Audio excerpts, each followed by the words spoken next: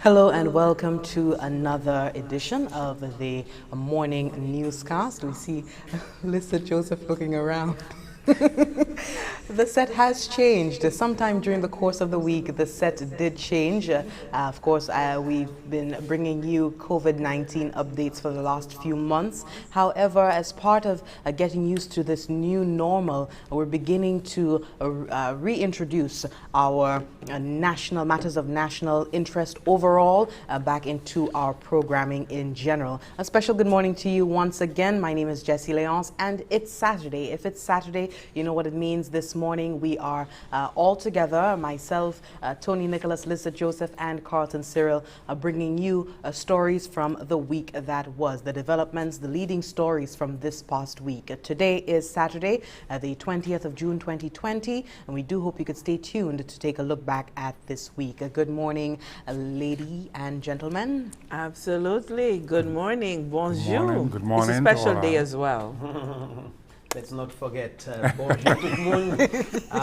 Of course, always a pleasure to be here. Qu'on nous a dit bienvenue à Sainte Commande, qu'on nous a ba information, développement qu'on y fait. Depuis ce samedi, vous avez savez, c'est là nous avons pris temps pour venir visiter tous ces programmes de nous tenir, tout ça qui fait, qui tient bien attention nous, pas simplement un Covid, mais un pays, et puis toujours un plaisir pour nous et puis nous. Quand nous avons pris temps pour dire bonjour, bah, ces gens nous sur Facebook, toujours qu'à supporter. Ces gens qui écoutent nous sur 20 radio, et puis ou qui en dans une manière dans l'autre cas supporter nous. Qu'on regarde la semaine, nous avons yon deux, nous avons moins ben Jesse, mais aujourd'hui nous avons toute bagaille. Vous savez pour qui ça? Parce que demain c'est fête papa. Ni un bon journée, nous allons continuer par information et développement aujourd'hui. Hold your horses, Carlton. We're going to get to that in the programming. But for now, we want to just give you, run an update list for you this morning of the stories that led for the week. 168 cruise line worker nationals. They were repatriated on Friday. We had the MS Marina coming into Port Castries to facilitate the disembarkation of these 168 nationals coming in. They are employees of the Norwegian cruise line. And just to give you some information, the Department of Health and Wellness granted permission to the MS Marina to come into the port, and that vessel let off the returning nationals. They were screened. They were screened by the port health personnel and transferred to the government-operated quarantine facility for a period of 14 days, all standard activities. To date, 660 nationals have been repatriated. This will increase to 784 upon the arrival of, the MS Marina. So that went from 616 nationals to now 784 nationals being returned home, those who are desirous. Efforts are ongoing to ensure that the stranded nationals, persons who are still stranded in areas like Europe, the Philippines, Dubai, Brazil, and Mexico, along with others in North America and the Caribbean region, can be brought home soon. We do encourage you. We've been getting a lot of queries. How can persons get into contact with the relevant authorities? Nationals who are desirous of returning home are reminded to liaise and register with the nearest Saint Lucian embassy, the consulate, along with the Office for Diaspora Affairs. So that development there, 168 cruise line workers being repatriated back home to Saint Lucia on Friday. And speaking of which, if you look overall, we just gotten a release from the Ministry of Health and Wellness.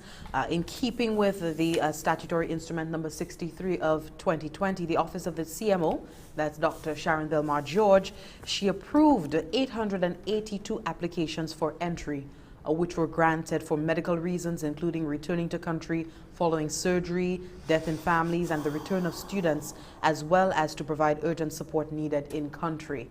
So that was a combination of reasons why individuals were let in prior to the reopening of our borders to come in under unusual circumstances. 50 applications were approved in March, 28 were approved in April, and 450 were approved in May. And thus far, for the month of June, 354 applications have been approved. And the arrival of these individuals is permitted through the written authorization by the Chief Medical Officer. Please take note. More updates on the COVID-19 efforts from the Ministry of Health and Wellness. The department has also taken steps to facilitate the option of home quarantine. A lot of individuals were carrying that as well during the course of the week. Of course, in situations with individuals who have health complications, small children are unable to function independently, and other sensitive situations, the ministry is considering the option of home quarantining. The applicants for this discretionary accommodation must meet the necessary requirements, and that includes inspection of your home by health officials prior to approval. With the tourism sector anticipating the entry of approved commercial flights in the weeks ahead, the Department of Health and Wellness has been proactively engaging subsectors on the various protocols that should be observed as they endeavor to mitigate any possible spread of COVID-19 in the communities, our local sphere. The professionals from the Ministry of Health and Wellness at the ports of entry have undergone the necessary training required and are equipped. That assurance we're able to give to you, equipped and prepared to handle incoming and outgoing travelers. So those updates, they're coming from the Ministry of Health and Wellness. Please take note. Just want to go to another update we received from the Ministry of Tourism. $1.9 million so far has since been collected from the telethon. Remember the Easter Sunday telethon that took place in April. 1.9 million of the 2.5 pledged has since been collected. Also, 194,844 has been collected from the GoFundMe account. Just to go over there were some other presentations made this week. Corporate entities making good on their pledges. Buckeye Saint Lucia, we saw a donation from them. Representatives made the official handover of the company's pledge to the National COVID-19 Telethon. 170,000 was presented for the purchase of test kits, and $33,781 was presented for the National Feeding Program. And Mrs. Nancy Charles is the Director of Implementation in the Office of the Prime Minister, and she accepted on behalf of the OPM for the National Feeding Program. As you would have been aware, we have thousands of families due to the COVID pandemic who has been displaced. Some persons are out of a job, and they still have their responsibilities, the families, to feed the children. In some cases, you have households where you have both the mother and the father who are out of a job.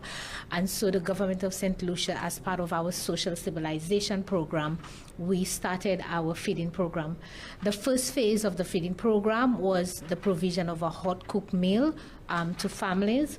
We were very pleased with the feedback and the outcome of that, but subsequent to this, seeing the need on the ground, we decided to go into a second phase of the feeding program, where we now provide a food box that consists of locally grown produce. It has ground provisions, fruits and vegetables, and we also provide a protein, whether it be fish or chicken, to ensure that a family can be fed at least for the entire week. And so we are very grateful for this donation. It will go a long way towards ensuring that we can feed those needy families. The Good Food Initiative was launched on June 10th with 770 boxes so far delivered, and I believe the Office of the Prime Minister is aiming to increase that number of food boxes per week to 1,500 boxes. And another donation being made this week was from the Republic of China on Taiwan. The government of the Republic of China Taiwan has made another donation of personal protective equipment to frontline workers. The donation includes 300 surgical masks, 10,000 N95 masks, 4,000 isolation suits, 2,000 protective suits, 2 PCR machines with 720 tests, 450 portable handheld thermometers, 6 body temperature imagers, and 3 forehead thermometers with display screens. So that is yet another donation being made by the Republic of China on Taiwan. And that's just rounding up the COVID-19 response updates that we have for you. At the top of the week, we also saw an adjustment coming into effect to the COVID-19 protocols. The curfew hours were adjusted from 9 p.m. to 12 a.m. to 5 a.m. and that came into effect on June 15th, Monday, June 15th. Also, a person is now able to attend or to host social activities, including parties, picnics, receptions, banquets, in keeping with the established physical distancing and other public health protocols. There was the stress on the mass crowd events, sporting tournaments and contact sporting events remaining restricted. We will be getting to that aspect in just a moment. And finally, a person with a valid liquor license may expose for sale or dispose of intoxicating liquor in accordance with the Liquor License Act. So individuals who are in possession of the liquor license can now sell. So whether you're a bar, a restaurant, what have you, without restriction.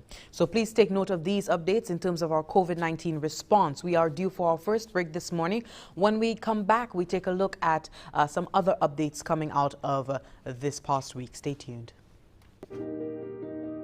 She's been watching, waiting, wondering when the sands of time will give way to a tide of change, and for yesterday and today to become a new tomorrow.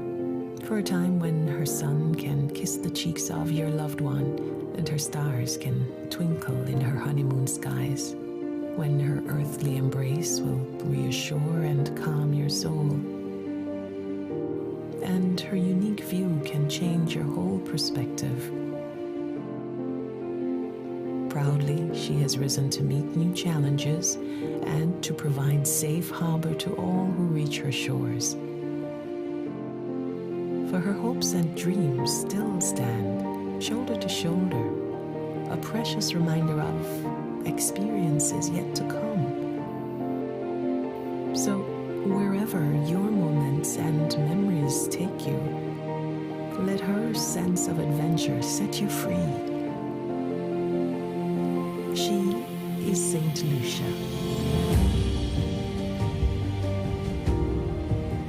Let her inspire you.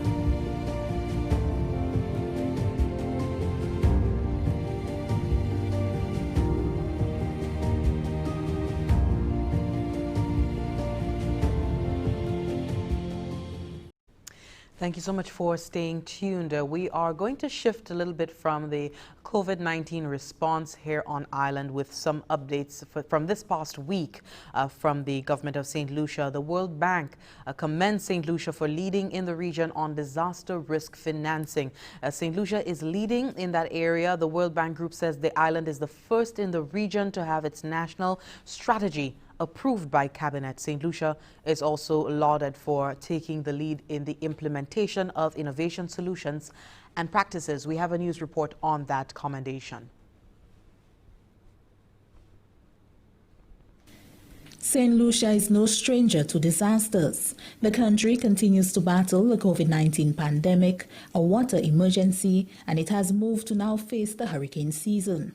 The government of Saint Lucia has taken several steps to mitigate the impact of disasters. According to Deputy Director of Financial Administration in the Department of Finance, Matthew Branford, who recently appeared on the COVID-19 Roadmap to Recovery panel series, Disaster Risk Financing, one such step is the establishment of a disaster risk financing strategy. The main objective of this strategy is to assess, reduce, and manage fiscal risk due to disasters. So the strategic priorities for the government, Department of Finance, is to build resilience for today and to secure our future by measurably and strategically reducing the fiscal disaster risk.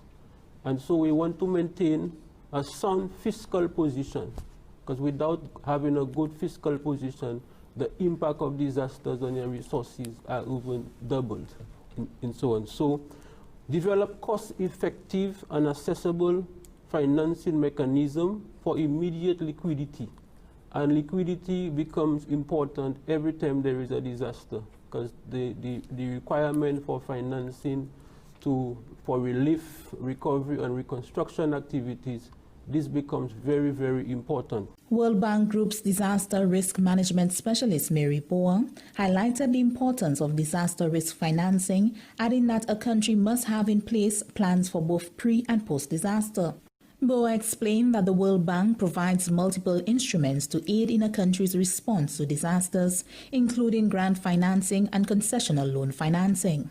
We also have Contingent Emergency Response Components, or CERCs, which are a flexible financing arrangement that's added to most World Bank projects, meaning that if a crisis happens, the project can immediately reallocate resources to address that need.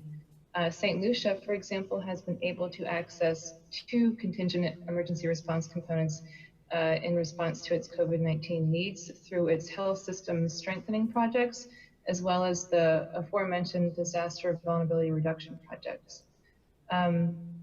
We also support CRIF in helping CRIF to keep its premium costs low and build more innovative projects. And most importantly, in addition to grant and concessional financing, we also offer a wealth of technical assistance to the region. Caribbean Catastrophe Risk Insurance Facility Chief Executive Officer Isaac Anthony indicated that while the CRIF currently provides insurance to governments, it has been experimenting with offering insurance for individuals. Any individual whose livelihood is at risk from, let's say, some sort of natural hazard risk. And so this particular initiative has had its own challenges, I must admit. We've been working not just in Lucia, but in Grenada, in Jamaica, and more recently in Belize as well as Trinidad. But right now, the project is now being restructured, and to the extent that CRIF will now assume a leadership role within the region in terms of managing that project. So we think that in the next couple of years that we will be able to offer a package that individuals will find sufficiently attractive to help them manage their risk. So and that would complement very nicely some of what we are doing in terms of COAST. I've already mentioned COAST, which is designed specifically for the fisherfolk. The CEO added that farmers and fisherfolk have been able to benefit from the CRIF in times of disaster. The country continues to make strides in building resilience against disasters, including working towards the implementation and enforcement of a building code to ensure resilience. From the Government Information Service, I am Janelle Norville. Many thanks to Janelle for that news report, definitely showing St. Lucia's position in the region, leading in terms of its pursuit for disaster risk financing. We know the hurricane season is upon us. We're within the hurricane season period at this time, and any help that we can secure would all be beneficial to us. And speaking of our position in the region, OECS Day was observed earlier this week, June 18th. The Organization of Eastern Caribbean States on Thursday, 18th June, celebrated OECS Day. The day also marked the 39th anniversary of the signing of the Treaty of Basse-Terre and the 10th anniversary of the Eastern Caribbean Economic Union. Director General of the OECS, His Excellency Dr. Didacus Jules, indicated that member states over the years have faced many challenges, but none like the COVID-19 pandemic. The Director General highlighted the region's swift, decisive, and coherent response to the threat allowed for its proper management. While the pandemic has stalled several initiatives, it has made more apparent why they are necessary. We go to our first clip from His Excellency Dr. Didacus Jules.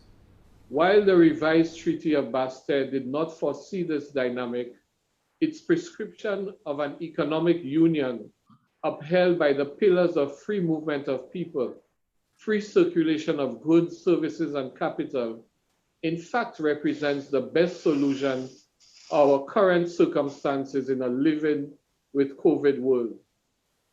Our resolve, therefore, at the Commission is to seek the acceleration of the regional integration agenda, both at the OECS and within CARICOM.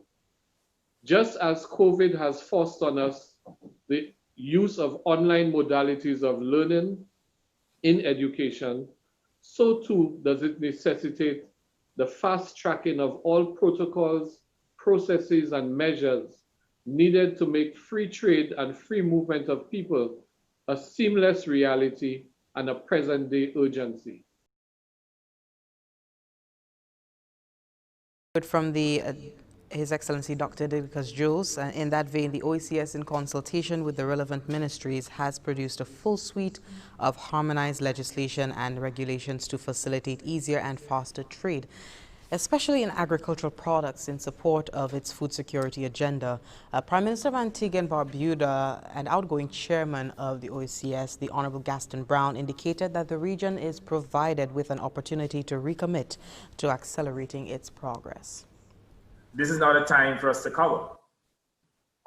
This is not a time for us to buckle. This is a time for us to hold hands tighter and move forward with resolution to embrace the transformational opportunities that the crisis presents. From the emergence of the pandemic, we acted decisively and with a strong degree of cohesion, and today we are all better for it.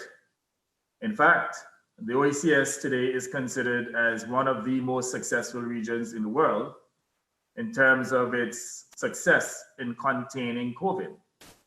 And this success was not due because of any superior resource endowment. It was primarily as a consequence of our competence and our commitment to protect our people. And that is certainly one of the areas of success that we ought to celebrate. And it shows how we could literally deal with the most difficult of challenges when we act together. Incoming chair of the OECS and Prime Minister of the Commonwealth of Dominica, the Honorable Roosevelt Skerrit, said COVID-19 has taught many lessons, creating the need for urgent action in areas such as food security, healthcare, and ICT.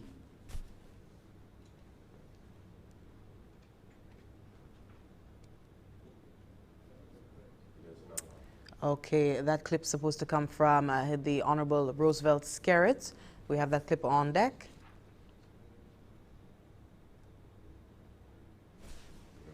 Okay, the clip there was of the incoming chair of the OECS and Prime Minister of Commonwealth of Dominica, the Honorable Roosevelt Skerrit. He's got it? Okay, let's just go to that clip quickly. Among the many lessons we should have learned from the last few months are the issue of dealing with digital divide in our societies. It has become clear that our people must have connectivity to access government services, financial services, educational services, and general information pertaining to their well-being. Lining up for services in this emerging era of social distancing equates to the inefficiency I alluded to earlier that can lead to further inequality. Digital access is fast becoming a right in this new economy. Connectivity shall be the driver of equality in our region. The policy approach to this sector must evolve in considering the new realities, and we will do well to deepen our coordination and collaboration on this issue. And that was the incoming chair of the OECS and Prime Minister of the Commonwealth of Dominica, the Honorable Roosevelt Skerrit, speaking on the 39th anniversary of the signing of the Treaty of Bastère, June 18th, marking OECS Day. Tony? Yeah, I was just saying, it was just interesting looking back, back in the day when I was at the Star. One of the fascinating things was always going back into the archives and seeing the names and the faces photographed and just looking back at some of the personalities involved in the signing of the Treaty of Bastère. You have persons like Winston Snack, Maurice Bishop, the late Maurice Bishop from Grenada, Peter Josie from Saint Lucia, and Dame Eugenia Charles from Dominica, among others. You know, those were the leading figures in our political history across the Caribbean. Yeah, absolutely. And I think too, Tony, that as we are celebrating OECS Day and the signing of that treaty, oftentimes we find ourselves saying that what has the Organization for Eastern Caribbean States done for us? And we are taking it for granted that everything that we're doing today came out of a result of that. And when we look at the medical or health sector across the region, that is really coming out of that. So the sort of progression that we've seen with our healthcare sector, especially when it comes to the pharmaceuticals, the procurement of, we have to appreciate, because I was hearing I think it must have been the medical director for the St. Jude's Hospital, talking about how people do not understand the true cost of healthcare. And if we were to be saddled with the true cost of healthcare, we will not make it at all. And so when we have the OECS as an organization being able to procure pharmaceuticals, and that means we're getting it at a lower rate, they're able now to pass it on to us at that lower rate. When we look at travel as well, that is something I know we all up in arms over LIAT, but it's more than that. When we look at the sort of management of what's happening with our airspace, that's coming out of ECHA as well. Some people may disagree some of the policies, and however that is happening as a result of that. And so many other, I'm excited that we will be looking at more closely shipping for the region, and the Director General of the OECS, Dr. Didicus Juice, has indicated that is an area that we're lacking in, and they're looking to now be able to bolster that. So the cooperation, even extend, as we know, throughout COVID, a lot of things are happening simultaneously. That partnership is happening, education, and all of these areas. So the OECS, as an institution, has done a lot for the region. We're looking as well as the Eastern Caribbean Supreme Court. We cannot leave that out, how it has served us over the decades. So while we may think that these organizations are mere entities for talk shops, it really isn't. We do have some tangibles coming out of that. Should there be more? I agree. There should be more. Absolutely. Et puis, c'est écoutez, moi, je vais mettre celle moi sourire, moi je dis bienvenue pour vous avez nous ici à bon matin, on vous savent depuis ce samedi, nous avons une formation, nous avons un développement qui prend coup en semaine semaine ça nous tenir en chaille, moi je prends temps pour juste mentionner Yondé, nous avons ou peut-être qui pas de qui pas savent qui prend coup. Tout à l'heure, nous avons parlé, je vais les affaires OICS, c'est que je savais que les gens qui attendent OICS, au cas de quoi aussi, qui ça y est, qui manière ça, ni pièce bénéfice là, venu pour nous, qu'on Saint Lucia, nous avons parlé de ça, mais on nous commence puis en chai, c'est développement. Premier pas, ou quand ils savent, là, venu pour ça qui a fait ici, nous avons 168 Saint Lucia Vie Home, hier. Avec ça, c'est les gens qui travaillent sous bateau, quand ça bon tout bonnement pour nous mener Saint Lucia vie, nous repatrier. En parmi bagay ou savent, ils obligé de quarantine pour 14 jours et puis ou savent ça c'est un ces requirement qui a sorti hard office 6 mois et raison pour ça c'est pour empêcher s'immerger ça panique fait juste qu'on nous vle savent là vini pour ces monde ça il prend en charge ces différentes agences là différents monde qui communiquer parmi eux qui savent ces départements qui sont responsables pour affaires nous l'autre pays représentatif de ministry qui responsable pour touristes ici les autorités SLASP ces gens qui l'autre pays c'est consulate là c'est embassy tout ces monde ça ni pour parler pour faire assurer ces monde ça venir ensemble pour date avant ces gens y arrivé nous teni 616 monde après nous ni 784 monde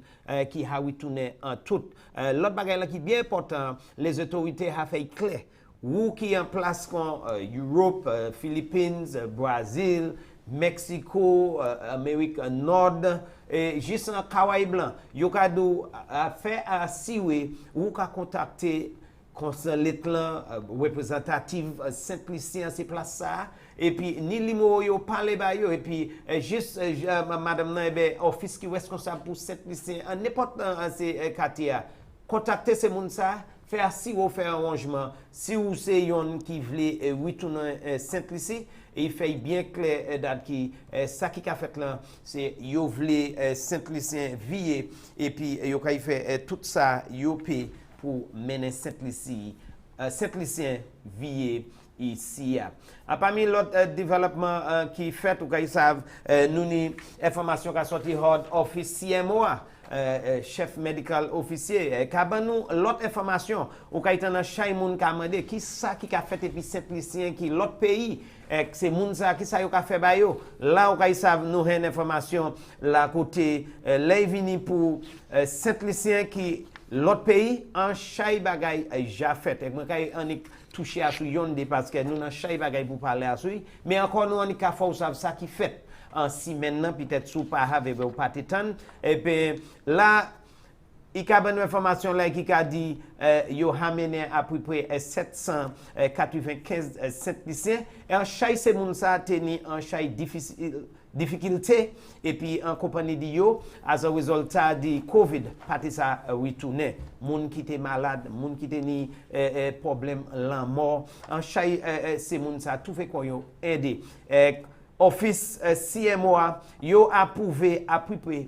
882 applications là vini pour monde qui te vle vier yo approuvé encore c'est raison moun qui te ni famille qui mort moun qui te ni bagay soukou pour attendre pour maman l'école en chaque ces applications c'est parmi yo 50 applications te trouvé approuvé en masse nous avons 28 en avril et nous avons à peu près 450 en mai et puis pour moi ça a déjà yo hani 354 quoi nous ka dit ça avec information qu'a sorti pour faire moun savent officiellement et puis et pas dit nous ka parler nous ka attendre qui ça qui a fait Saint Lucia vier gouvernement qui ça yo ka fait ban moi de l'année en chay qui a pris coup quoi nous on ka ba information avec développement qu'on a fait quoi c'est information qui sorti hot département et puis yon a ti bagay là yo ka vle moun savent aussi si vous voulez faire quarantine, caillou, et vous fait application, et vous parlez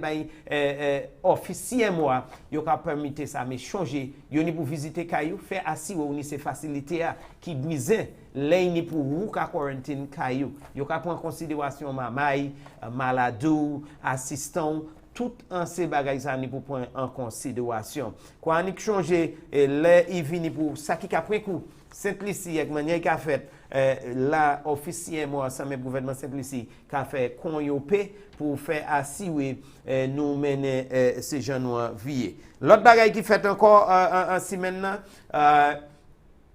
nous kay à peu près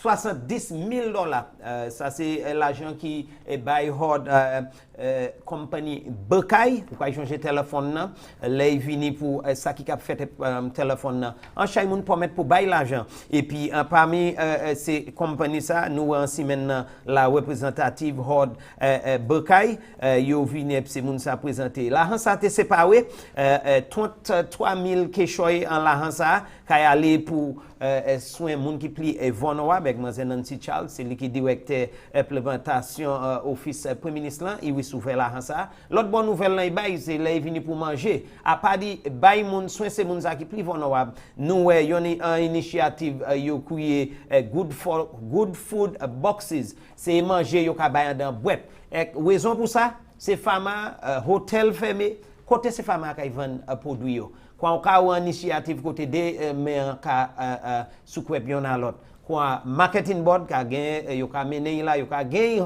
ces femmes et puis yo ka presse manger ça bay moun qui pli vulnérable zé go manger banane parmi l'autre bagage juste l'ail l'oignon ou ka en premier cas yo ka ouais mazen si ou ka ouais 760 mais attention c'est pour arriver 1000 boîtes pour kabay moun si maintenant quoi bonne nouvelle là vini pour ça et puis l'autre part l'argent ça nous il kay aller pour gain équipement ça c'est donation qui sorti hord Bekay pour date combien l'argent qui j'ai amassé 1,9 million 1,9 million l'argent qui a amassé hot téléphone là et puis après presque 200 000 hot GoFundMe quoi pour date ou ka moun qui te promettre ka délivrer à sous promettre ça bonne nouvelle encore là vini pour qui ça qui fait en semaine là ou qui peut-être pas te savent ou qui pas te coûter nous en l'autre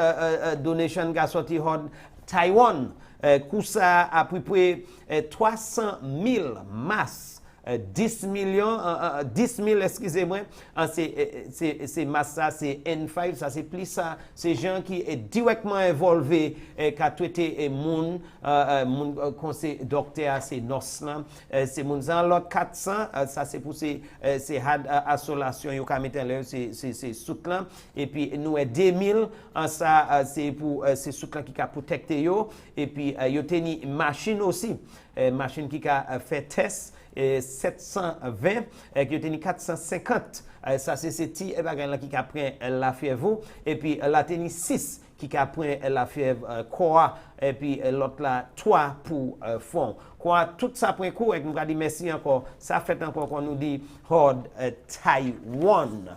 Qu'à continuer, moi j'ai une chance dans mon rapport, ça qui fait ainsi maintenant encore vitement, ou quand ils savent là, ils viennent pour World Bank, ça c'est une de ces banques là, quand ils savent simplifier, et parmi chez ça, c'est un pays Kawaii Blanc à une assistance. Ils ont tiré chapeau, bah, simplifier, nous avons fait un bon travail, là, ils viennent pour mettre les bagages en place en temps de désastre. Et puis pour faire assurer mon vie à sous pied. Parmi l'autre bagaille, il a dit simplicité c'est parmi premier les vini pour accéder financement et puis pour mettre bagaille en place. Donc ils savent cabinet a approuvé ça et puis là nous attendons ces gens ces organisations ça a dit c'est un bon bagaille bail simplicité pour ouais nous a mettre bagaille en place pour tant désastre et puis nous en plan panique dit mettez en place mais nous n'en plein à mettre bagaille en place pour ça ou ka ouais un bon bagaille là il vini pour ka mettre bagaille en place expressément dans temps qu'on Covid et dernièrement on ça avancer maintenant sous paté ça nous ka vieux répéter là il vini pour curfew nous est curfew a il trouvé quoi a yo amené curfew a et à présent qu'a sorti 9h et yo mettez pour minuit quoi minuit pour 5h et quand 100 et puis amendement ça qui fait ou quand ils savent où qui ka vendre womo après ça vendre womo moun pas te permis pour faire ça expressement c'est tikaba ou c'est place ça ou peut faire ça et puis ou qui ka ni anti bon temps ou pas supposé ni plus passer 10 pour 20 moun et que yon c'est pas là qui bien important ou supposé chaîne distance sociale là et puis là nous attend à présent ou peut faire parmi l'autre bagaille qui pas permis c'est là venir pour sport qui ni en chay moun expressement côté ou venir toucher yon à l'autre ça peut permettre et puis grosse célébration gros spectacle c'est bagaille ça toujours beaucoup permettre pourquoi ils savent raison pour ça c'est parce que nous en état de secours toujours et que nous ka combattre COVID-19. Ça m'a dit Jesse. No, what I wanted to say is about that for the quarantine. I see now on our platform someone was inquiring about the number for an appointment for the inspection of the home, I suppose, for quarantining. I think connection can be made through the 311. Questions can be answered there. And the Ministry of Health.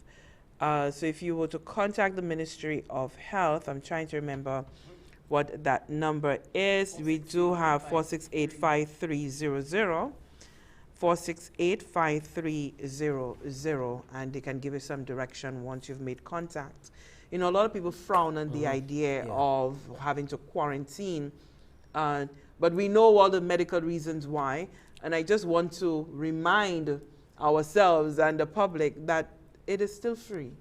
The government of Saint Lucia is picking up the tab for you to be safe. For now, it has been a long while. It has been a long now that they're doing so. Whereas in the other islands, you have to pay to get yourself there, pay to have yourself quarantined. So it can cost a pretty penny if you are the one footing the bill. But at least we know the government of Saint Lucia is hanging on strong to the commitment of keeping everyone safe by picking up the cost of quarantining that is at the public health facilities. Yes? On that note, I mean, we're due for another break, but when we come back, we're going to be speaking on the continued state of emergency. We're going to be hearing from the Commissioner of Police, Lisa Joseph, engaged him this week in a press conference, virtual press conference live from NTN to speak on, you know, the state of emergency and explaining the police force's response to an unauthorized motorcade. We also have the taxi protocols being implemented after a series of consultations with stakeholders for the taxi and rideshare operators. They've settled on protocols for the taxi sector, and we're going to hear on how the sector response to these protocols that have been outlined. So stay tuned for that and more coming up after this break. As part of government's social stabilization plan to assist persons who have lost their means of earning due to the COVID-19 pandemic, the government of Saint Lucia has implemented the Income Support Program, where non-contributors to the NIC shall receive a monthly payment of $500 for the next 3 months.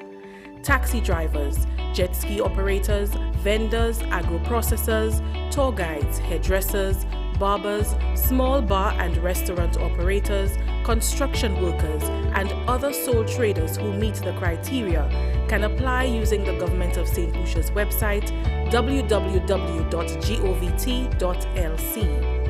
Payments will be made directly via electronic transfer to the recipient's bank account.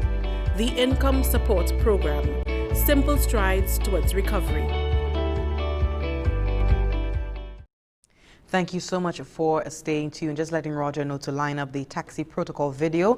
We had the taxi protocols being implemented this week, and the Minister for Tourism, the Honorable Dominica, sat with the Taxi Task Force spokesperson, Mr. Miller Charles, this week, live on NTN, and we could just see the understanding on both ends of the concerns of the taxi sector, rideshare sector operators, as well as the position of the Ministry of Tourism in response to, those concerns. After several consultations, a series of consultations with taxi and rideshare operators, the Ministry of Tourism, the Department of Health and Wellness as well, in collaboration with, they have outlined the necessary protocols for operating during this phased reopening of the tourism sector.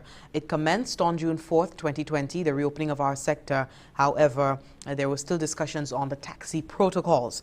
As the destination learns to coexist with COVID-19, as with other destinations in the region, and cognizant that there is a threat of the transmission of the virus from regional and international travel, we've opened our borders for air travel at this point. The Ministry of Tourism launched a visual public service announcement on the protocols to be observed by tourism transportation operators. So if you didn't get a chance to look at it earlier this week, you can do so right now.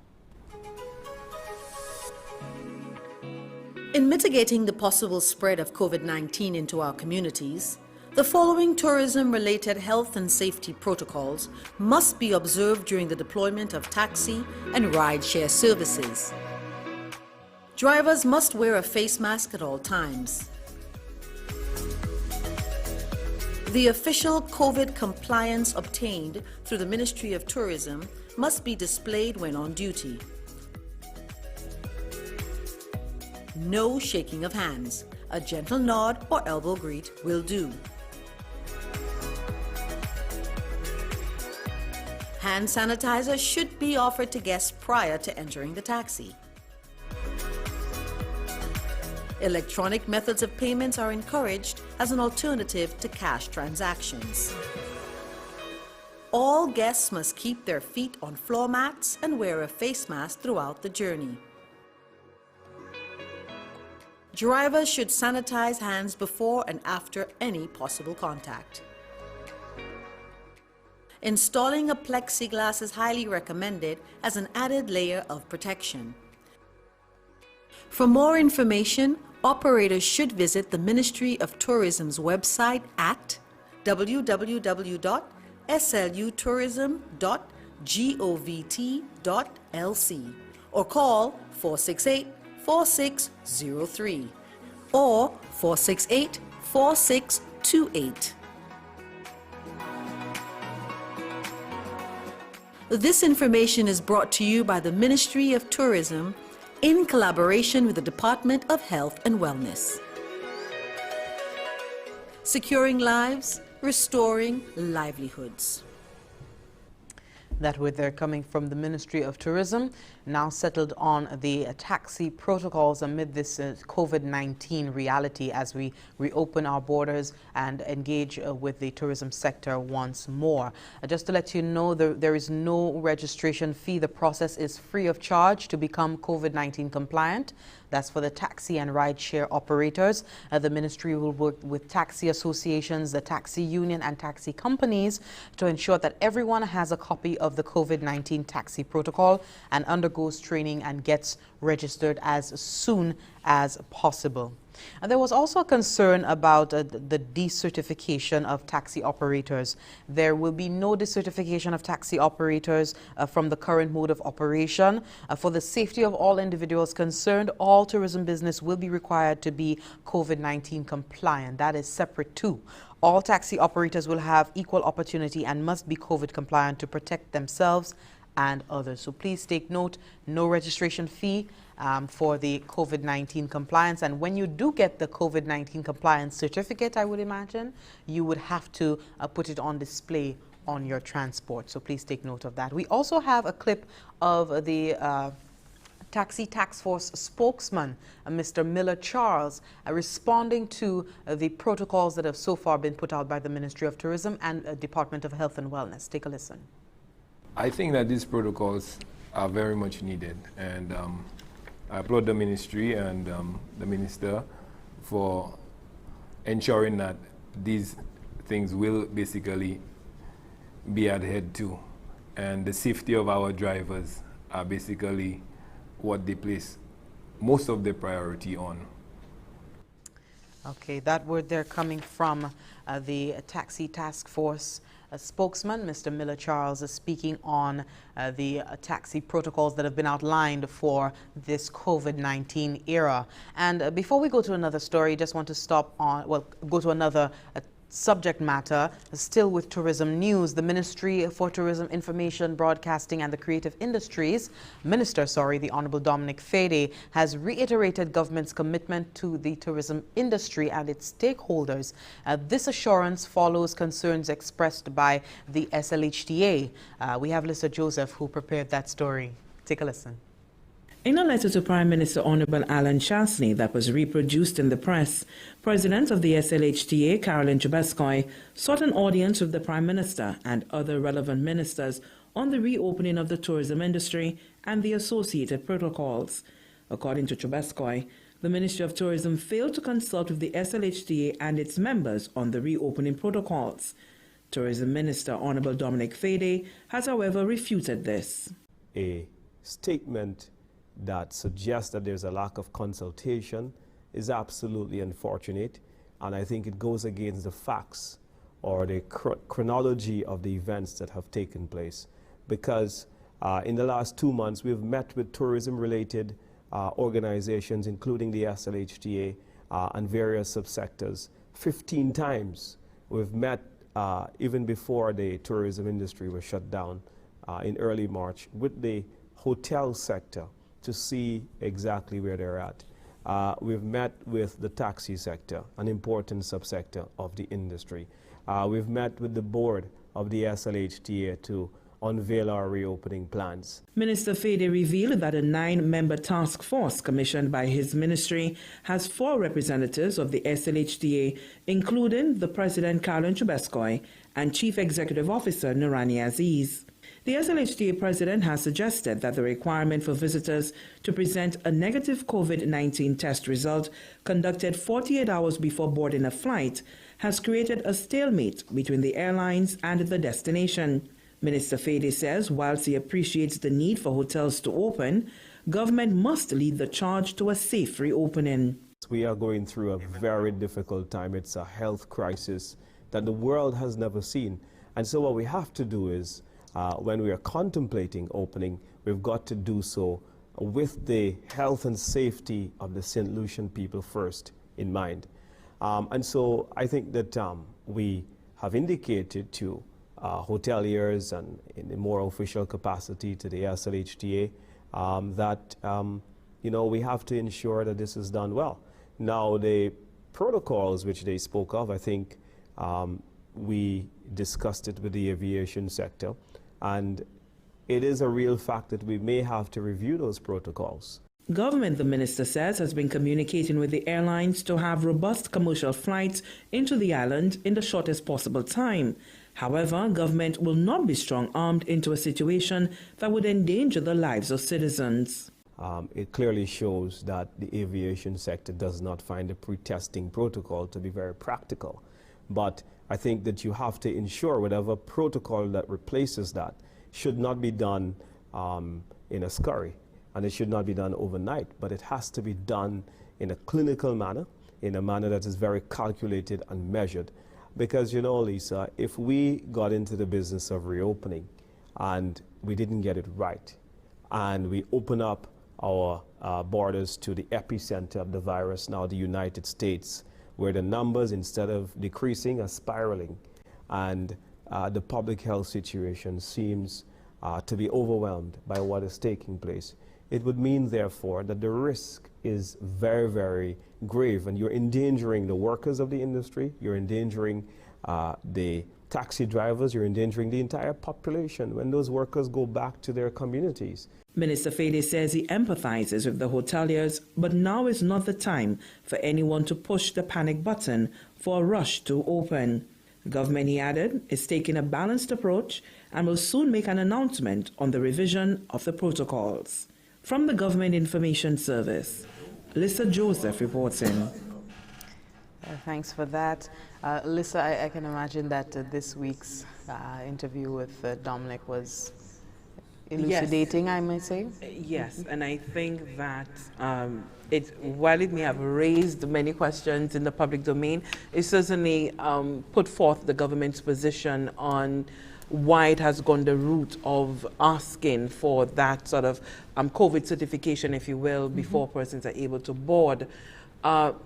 We're not the only ones in that direction, I know, and Jamaica is a clear example of the government saying, well, we're opening up June 15, and they were allowing the visitors to come in, and although they were being asked, the protocol was to remain in this sort of COVID corridor where the area of Jamaica, and you know the area of Jamaica where you have the resorts, pretty much, the enclave, if you will.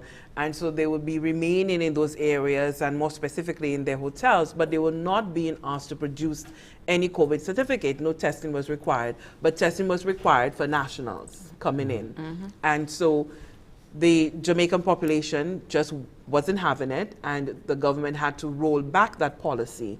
Now they're saying that they are having testing for visitors. That testing will happen once they I believe before going through immigration and customs, if I'm not mistaken, or perhaps after.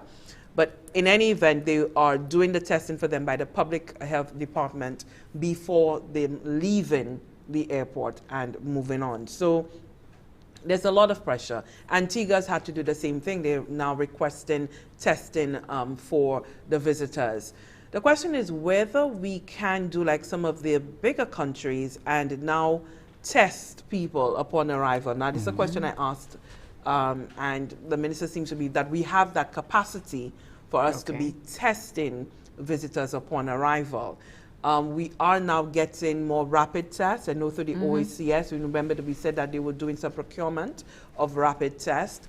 The problem with the rapid tests that we're now discovering is that the reliability of that, it's not as great.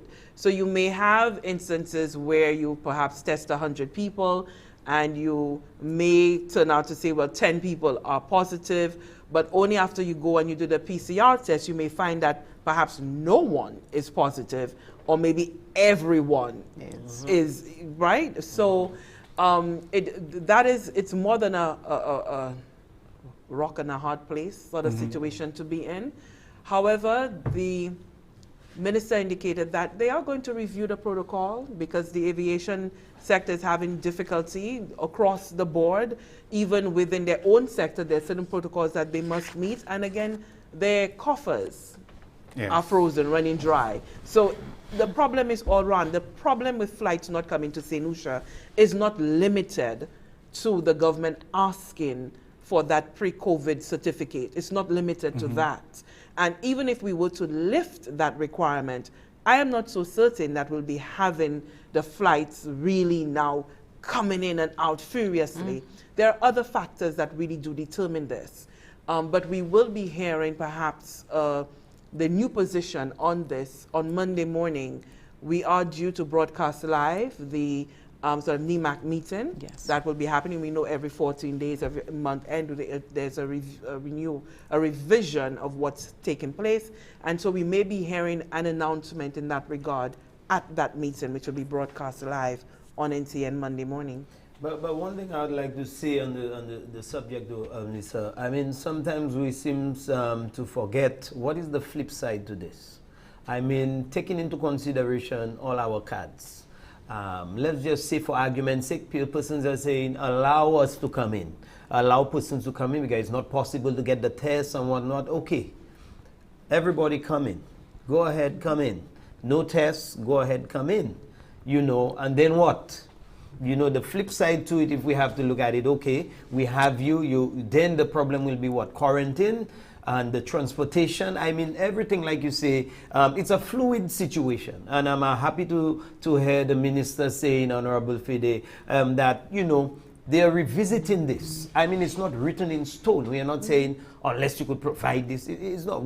And again, here's the reason why it was extended. The curfew, if you want to make part of that argument, was, let's see what is happening when we do that. So now we could safely say there is an issue. But the issue is not subjected only to us having implemented that test. It's also the airline saying, okay, we have a full flight coming out of the US into Saint Lucia. What is going back? Who's going back? You understand? So it's what I'm saying, and I hope people could understand, it's a fluid situation. While we agitate, while we talk about it, we have to understand it's fluid. There's no handbook that is written to say, here's what you do. So as we go along, countries are trying everywhere. everything. And then the other aspect too, guys, is that so you may have the visitors coming in, yes, but then when they have to go back home, they too are facing quarantine. Yes. So that's a deterrent there on the other side of the coin as well. Yeah. I recently read that just this week that for British travelers, that may be a problem because of their passports. So now the government has decided that they're not processing, or certainly that sort of short window of time to process passports that has now been extended. So that's a bit of a problem. They're also saying that travel ought to be restricted for compassionate reasons. Someone has died, you need a funeral to go to, and so forth, or in medical emergencies. And so the idea of vacation travel is not even necessarily possible right now for UK travelers. Again, so you see, there are indeed other factors going on. And the countries are desperate. Spain is now deciding on flying in 6,000 German visitors to the Balearic Islands. Why are they doing that? Well, they consider, well, when they look at the COVID pattern of the two countries, they believe it's kind of similar, so the risk may be narrow. So they're they're flying them in so that they can now have some economic activity happening, because no one is coming. So they've decided, listen, we are able to bring in 6,000 people, we're giving you a vacation, and then you just pay for your stay. So everybody is trying something. Exactly, and again, it goes back to the whole idea of this being a fluid situation. There's nothing to say, hey, if you put in a 24-hour test or 48-hour test, but you need to have a plan. Yes. You need to say, hey, this is what we are doing, and it depends. And like you were saying, and Lisa, to Jamaica, they tried it, and you're saying, okay, so visitors could come in, and then what about it? And they were not having it, and what did they do? They went back to the drawing board. I think what we could take from all of this, though, is the fact that you have to do something. We all agree on one point, though. You cannot remain closed forever. Yes. But having said that too, we are reminded of the fact that, look, here's what could happen, being the way our health system is, the resources, and not added to that. And remember, when we speak of the OECS, and we were speaking of Director General Dominica, he was saying, look, to access one of those equipment, the machines that would give you a test in, like what I think, an hour or 24 or less than 24 hours, the financial part about it is, you know, we had to come together to do it. And even doing it, we have to do it on a phase basis. So there are a number of things, and I think people do understand. It's just that I think being inside for so long and wanting to go back to normal, I think we just have to agree we will have to deal with the new normal. Certainly. Yeah. Absolutely. On that note, I think we should go for a break. When we come back, we have some more important updates for you, and also Carlton, just to give a roundup on the last few stories we've had. We're going to look back at the Commissioner of Police interview, the press conference that was held this week live on NTN. The Acting Commissioner of Police, Milton Daisy, speaking on, just reminding the public of the state of emergency and the protocols, the rules that surround it, and also explaining the response of the Royal Saint Lucia Police Force to the unauthorized motorcade that happened last weekend. So stay tuned for that and more as we take a look back at the week that was.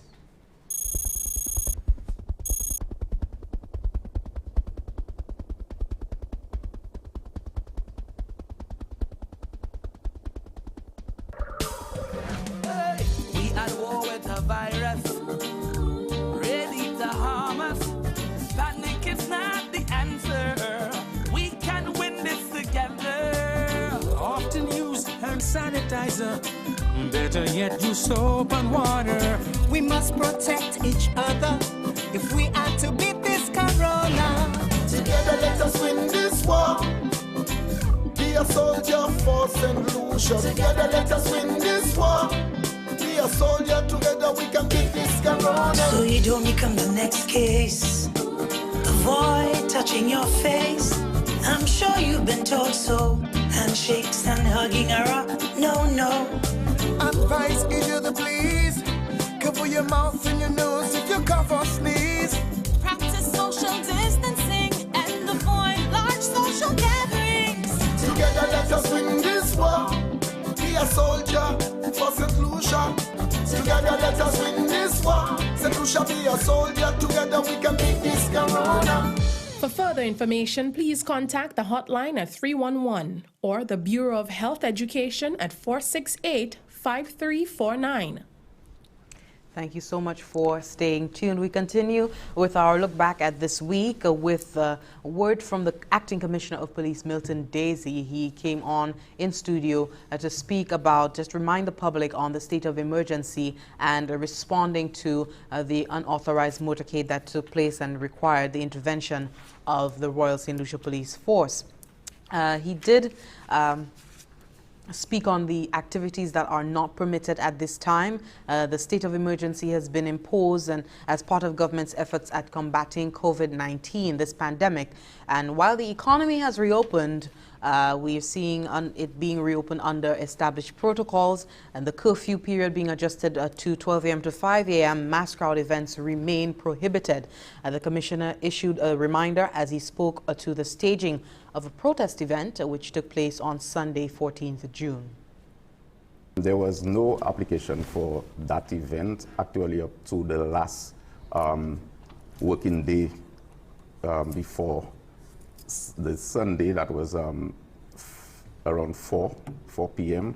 when I left office. There's nothing that had come to the commissioner's office requesting permission. However, I must also indicate that even if permission, that request came, it may not have been granted simply because because of the emergency powers COVID-19 law, that the commissioner would not be in a position to grant permission for those events.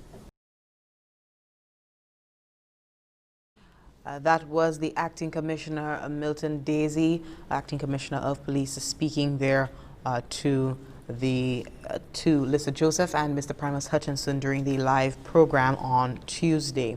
Also coming from the Acting Commissioner, he has revealed that no action will be taken against individuals who participated in the Black Lives Matter protest. That was last Friday, 12 June.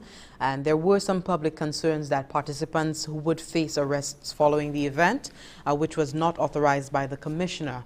Permission for the gathering was not granted due to the Emergency Order Act, but we're getting word from the Acting Commissioner that no arrests will be made, no action will be taken against the individuals who participated in this protest. Carlton, I hand over to you just to give us a synopsis. Thank you so much, Jesse. Et puis, merci encore qu'on nous dit bonjour pour vous qui avez nous ici à l'Evini pour commander cette information. L'Evini pour faire ça qui a fait ici à Saint Lucia. Puis là, nous avons touché à plusieurs sujets, mais nous allons continuer ici.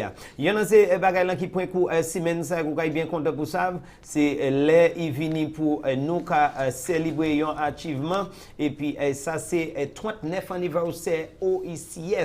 Vous savez, ça c'est ces petits pays qui ont ensemble, qui ont fait business ensemble, qui ont en chai activité en parmi eux.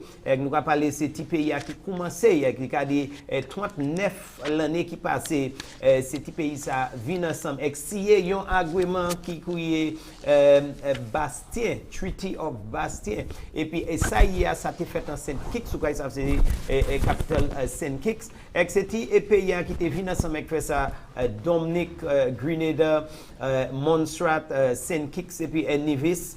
Saint Lucia, Saint-Vincent et puis Grenadines, Barbuda, Antigua. Yo vin ensemble avec yo si agrément pour en chaque activité en parmi yo fait en bas yon parisol. Le 18 juin l'année 2010, yo vie visiter en chaque ces bagages là qui yo te ha d'accord à et puis fait primaire et puis yo signé un l'autre agrément pour ça en 5e meeting yo tenu. Les autorités ont établi l'Evini pour affaires financières et puis économiques, l'Evini pour bien et puis services. Et puis pour moun ça voyager entre ces pays à 100 pièces problème, yo ça fait ça libre.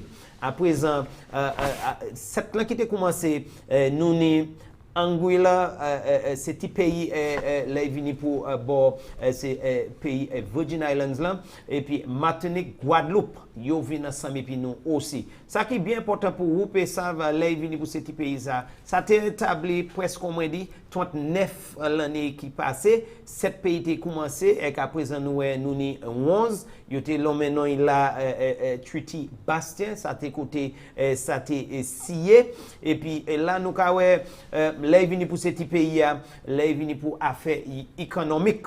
Yo javin ensemble et qui a célébré 10 l'année venu pour affaires économiques là. Venu pour citoyens ces pays ça ou qu'ils savent moun à présent ça travaille, moun ça voyager, l'entrée ou ça a été convelé espècement pour santé travail ou peut-être ni pour mettre documents mais où ça en est aller avec personne passe qui ça vini faire à parler ou qu'a dit et déclarer ça ou vini faire. En parmi bagay ou supposer ça aussi, là il vini pour l'argent nous en parmi l'argent en wison l'argent nous c'est lui qui plus fort là il vient dans Kawaii blanc puis ça nous ça fait et puis en est ça ou supposé ça le 18 juin c'est un jour que nous va célébrer les agréments ça a été signé avec bénéfice là nous ni les vini pour ça quoi si même ça nous ça qu'a pris coup côté nous célébrer achievement ça. L'autre développement, là, il vient pour COVID, et puis là, il vient pour ces taxi drivers, nous, et puis ministry, ou quand ça bagaille jamais été en place, ou quand il y a chaque parler de qui ça qui a fait, là où pays a vie ouvert.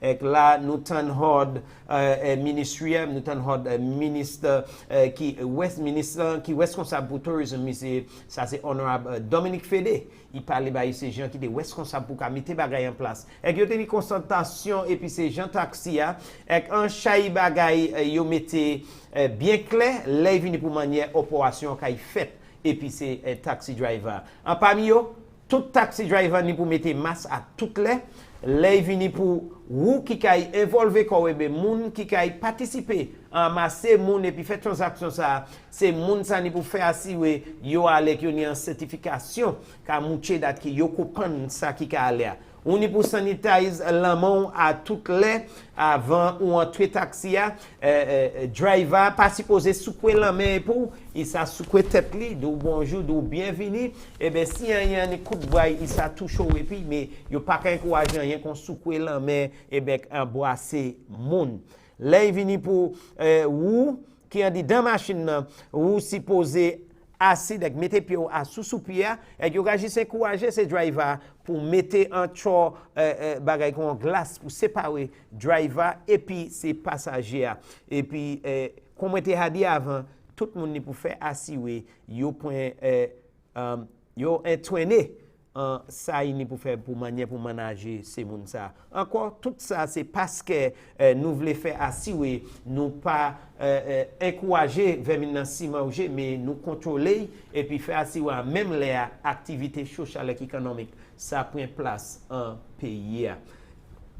Aussi, nous avons Jesse touché un petit acasso, dimanche passé, nous avons une situation côté motoquet dans motoquet qui était supposé quitter Castries et puis aller au pays, ça a été anti-fracas et puis nous avons anti désagrément et puis nous avons désapprêté, mais quand même, il point coup et puis nous avons hard, nous qui en position police commissioner Saint Lucia, Milton Desi, qui a pas eu raison qui désagrément tayé et quand parmi bagay ça Saint Lucia ba état de sous-coup.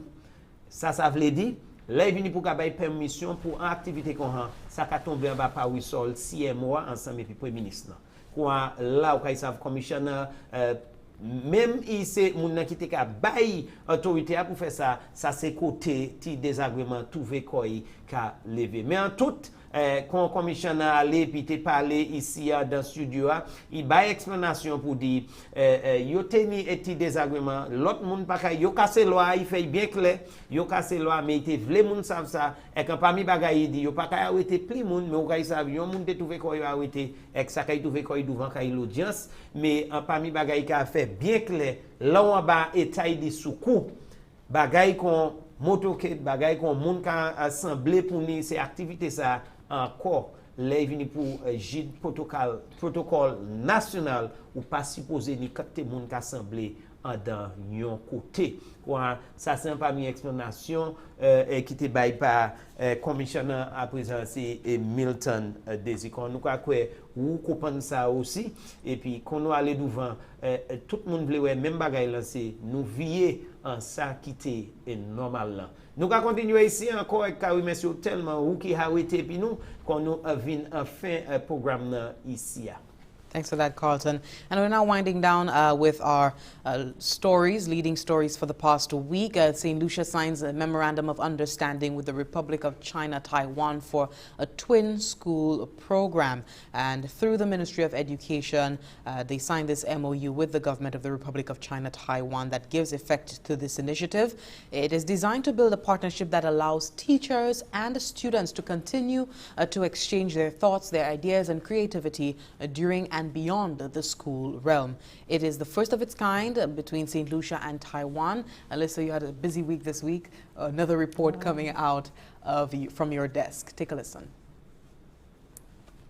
The Gordon and Walcott Memorial Methodist School now has official ties with Gutin Elementary School in Taipei, Republic of China, Taiwan. The twinning of the schools forms part of Taiwan's expanding program of cooperation with Saint Lucia. Over the years of diplomatic relations with Taiwan, the people of Saint Lucia have benefited from assistance in the agriculture, ICT, and education sectors. His Excellency Douglas Shen is the ambassador of the Republic of China, Taiwan. Even though Taiwan and Saint Lucia is 1,000 miles away, but we can learn from each other because we have different culture, we have different history, we have different language. So we have many, many different aspects to explore, to learn from each other. So I believe go through the ICT and in education, this program supported by Taiwan ICTF, we have many, many aspects to cooperate. And I believe that after this program, it will beneficial both students, teachers of Taiwan and Saint Lucia. Principal of the Gordon and Walcott Memorial Methodist School, Margaret Gabriel, believes the MOU will provide an opportunity for students and teachers to explore a new culture through technology.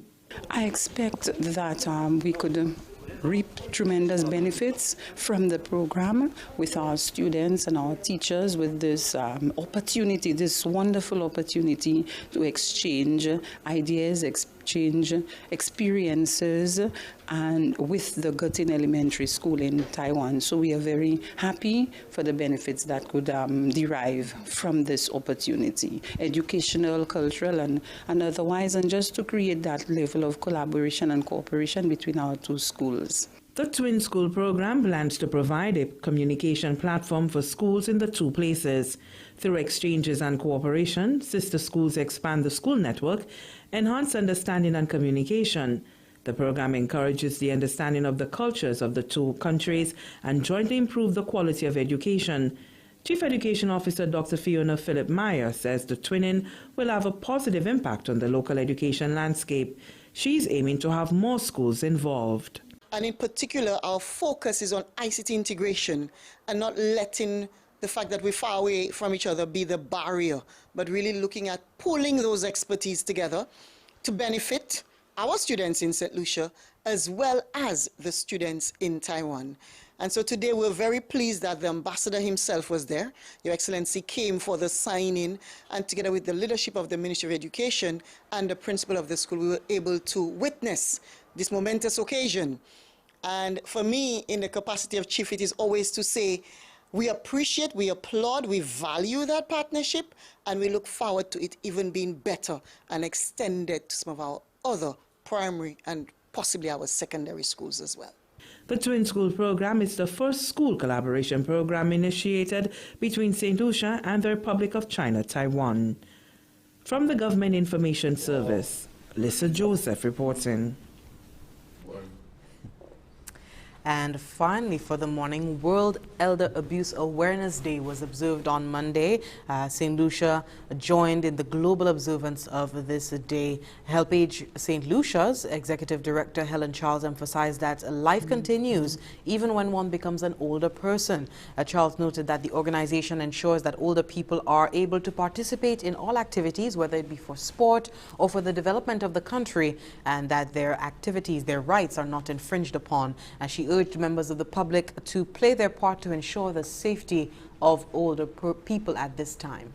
Sometimes persons know that the elderly have been abused, but they tell you it is not my business. What I'm trying to encourage all of us in different communities, elderly abuse is everybody's business. It is our responsibility. What we are trying to the message we are trying to send out to St. Lucia and the whole world is to be an elderly keeper, because we're trying to get the community to take hold of, make sure that you are responsible for the elderly in your community. An observation of HelpAge St. Lucia, following need assessments, they realized that while during the week elder persons were being taken care of by home caregivers, they were not able to access meals and care in general on the weekend. Therefore, the organization is seeking to establish soup kitchens in Dennery and Ancillary. A family caseworker with responsibility for the elderly in the Division of Human Services, Andrea Alcide, did indicate this during the interview with HelpAge St. Lucia earlier this week.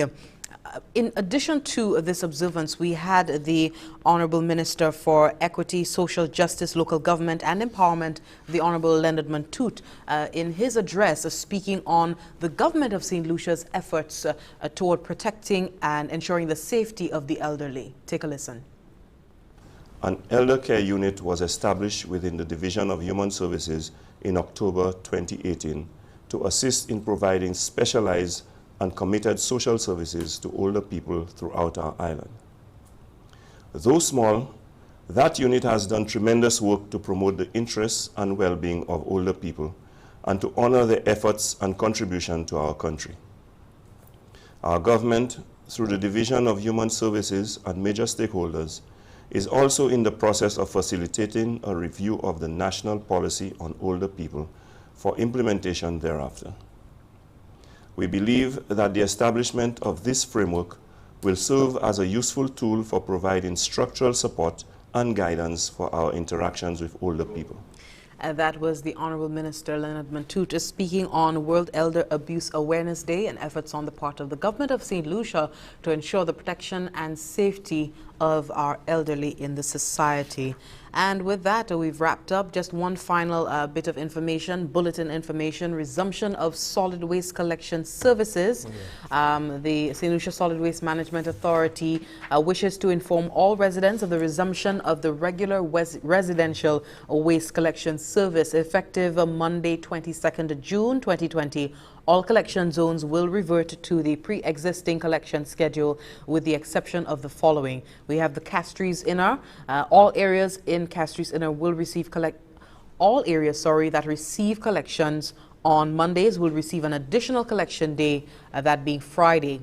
All areas that receive collection on Tuesdays will receive an additional collection on Saturdays.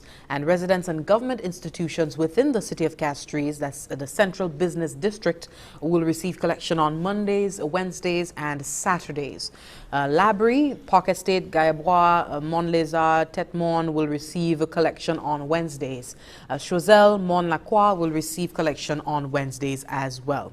The authorities also aware that residents island-wide have accumulated bulky waste material since the discontinuation of this service. As such, commencing July 2020, the Solid Waste Management Authority will, on a zonal basis, carry out mass bulk waste removal.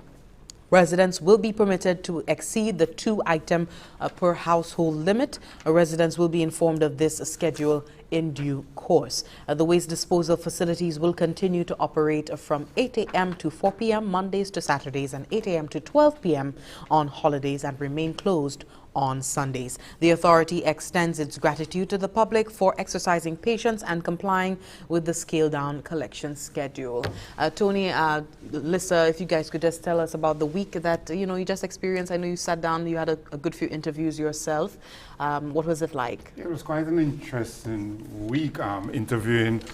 Well, we observed a number of special days this week. On last Sunday was Blood Donor Awareness Day, so on Tuesday we did an interview with regard to that and just highlighting the importance of donating blood, especially with men, how important it is for men to donate blood because it helps with the free flow of our system and what have you, and even just purging the system. Okay. Of course, women have their natural way of that happening. So I learned quite a lot from that interview.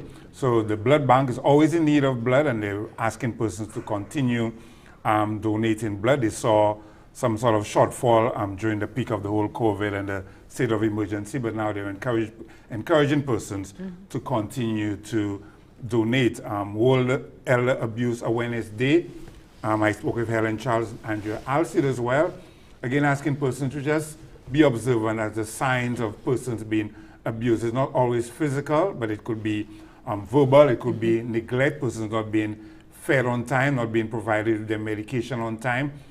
Even financial, very often some of those elder persons, they have saved up some of their monies and some persons will misuse what they have saved up, their pension monies over the years. So even that persons have been asked to be aware and take more precaution in terms of caring for the elderly among us.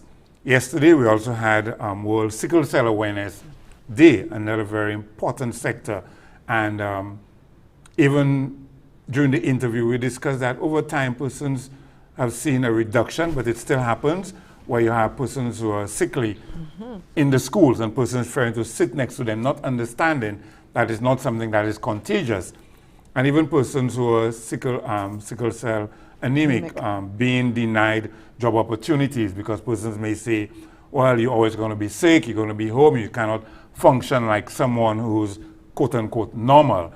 So just urging persons, not to discriminate against such individuals once they are capable, that to allow them their space within our society to function and to live as normal a life as possible. Of course, you mentioned OECS Day this week, so a number of days, and of course, we're leading into the major day, the big day tomorrow, one of the most important days on the calendar, Father's Day, folks. Oh, yes. We're looking forward to that. Nan ici pour tout là, avant nous venir dans bout programme à sous samedi, parmi l'autre bagaille nous parler à sous nous on est touché qui fait ainsi maintenant ou quand ils savent là les venir pour un agreement qui fait entre République chinois Taïwan et puis cette ici ça ka dès l'école là yo ka engagé ka bay yon a l'autre l'idée yo et puis conseil pour quitter yo et puis différentes activités.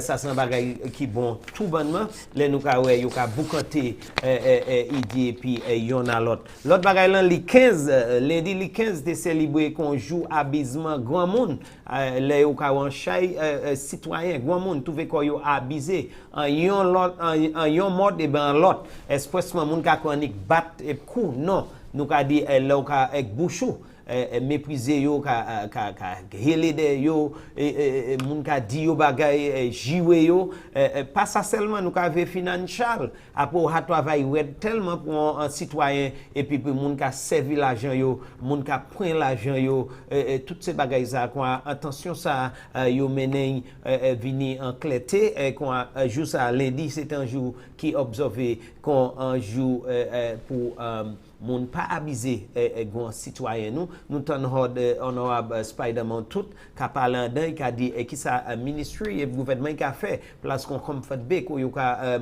VC grand moun ça et puis l'autre place il a dit yo ka fait gouvernement qui a fait tout ça yo pour faire assurer ces places ça continuer les vini pour situation ça et puis là autant tourner aussi était parler puis en l'autre compagnie moun ici les vini pour moun qui malade et puis ça nous qui anglais sickle cell là nous ka dit moun ka discriminer moun ka quoi parce qu'il y a moun malade sur acide boyo ou ka trouver comme si ou ka contacter non c'est pas qu'on a fait là même en travail aussi yo bay clarté à sous moun pas même employer c'est moun ça les vini pour situation avec tout ça qu'a dit c'est parce que moun pas comprendre ça qui ka aller dernièrement nous aussi ouais les vini pour ka bay sang nous aussi parler ces gens qui responsables pour ça qui ont ces informations qu'on tourne te ka parler dia nous vini savent les vini pour ou ka bay sang qu'on c'est madame nan peut-être tous les pas peut-être tous les mois yo ka ouais mois yo kon sang ka passer nous qu'on nomme qui ça qui a fait il a dit le ou bay sang ça ka bay bodian opportunité pour vieux produit sang qui c'est un bon bagage pour faire assurer ou était en santé quoi c'est pas simplement on ka changer et ben on ka sauver la vie là bay sang mais on ka aider corps aussi à ce moment parole ça les vini pour sang les vini pour nom nous savons oui week-end yon nous la souhait piquois fac baro ka moun ka mette dehors à présent nous besoin ouais la clé BMW nous besoin ouais Goshen lotion et tout ça qui a fait l'année journée maman paye by papa because c'est papa qui fait maman yo pas même ça si yo ça fait riche et papa fait ça. Quand demain c'est fait papa, nous voulons tout le monde savent changer. Les vini pour demain changer.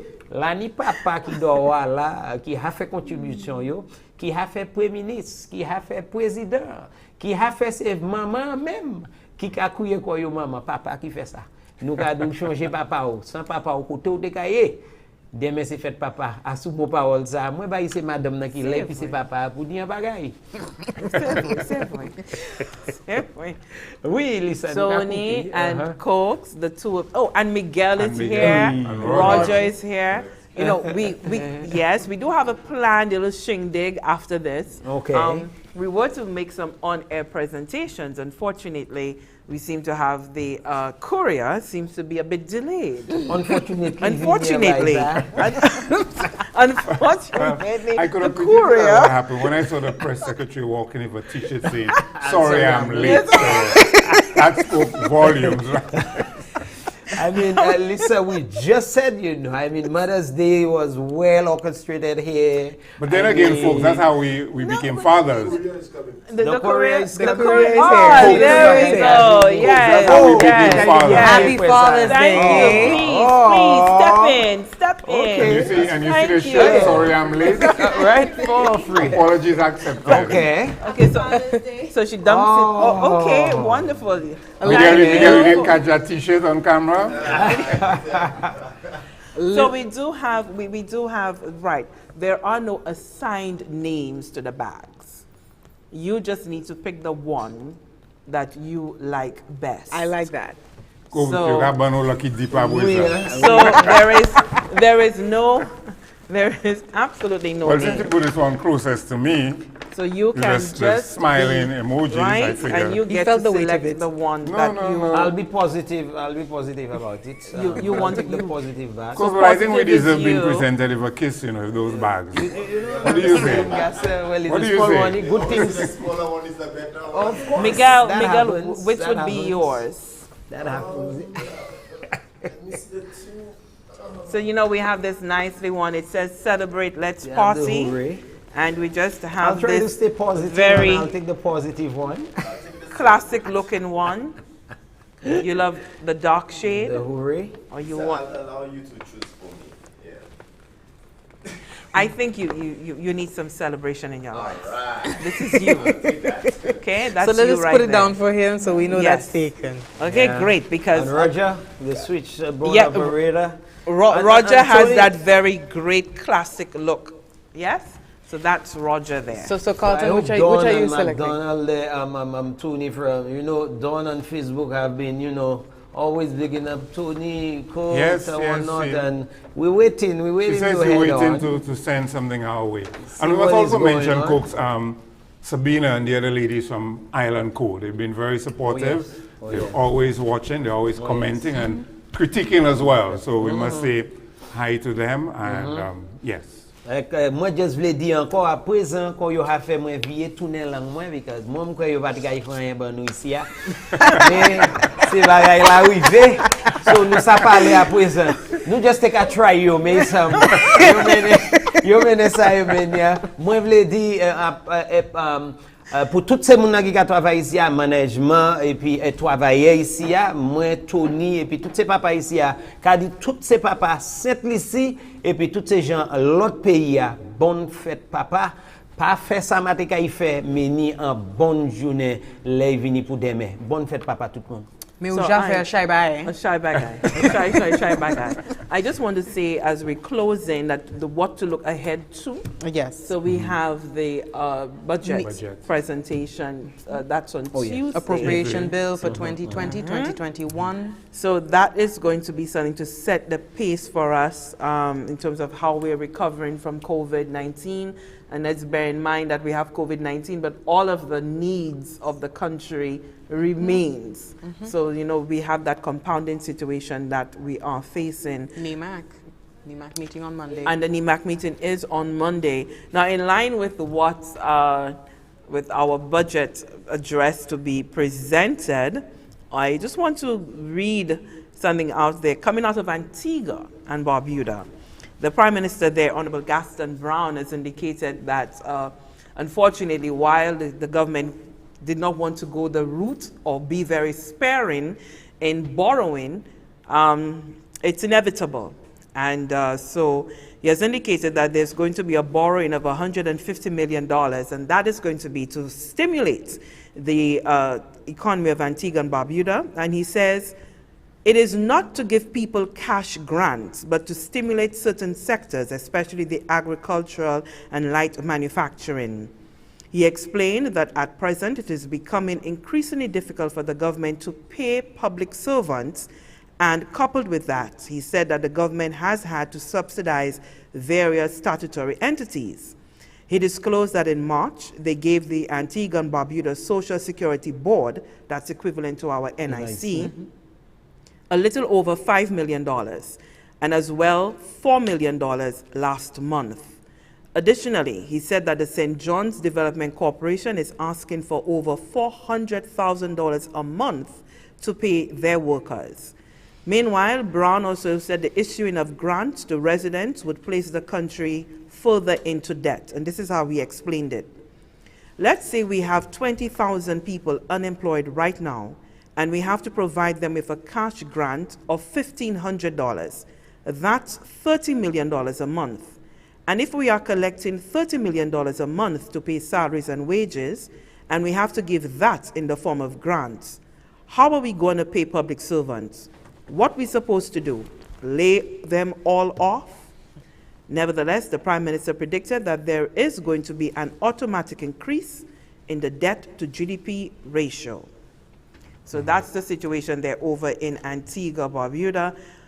And it only goes to show that all governments, all countries are grappling with the situation because it is unprecedented. It is a situation that the world has not experienced in more than 100 years. So none of us were alive then. It is new to all of us, and we are all trying to find that little comfortable nook as to how to maneuver, how to manage.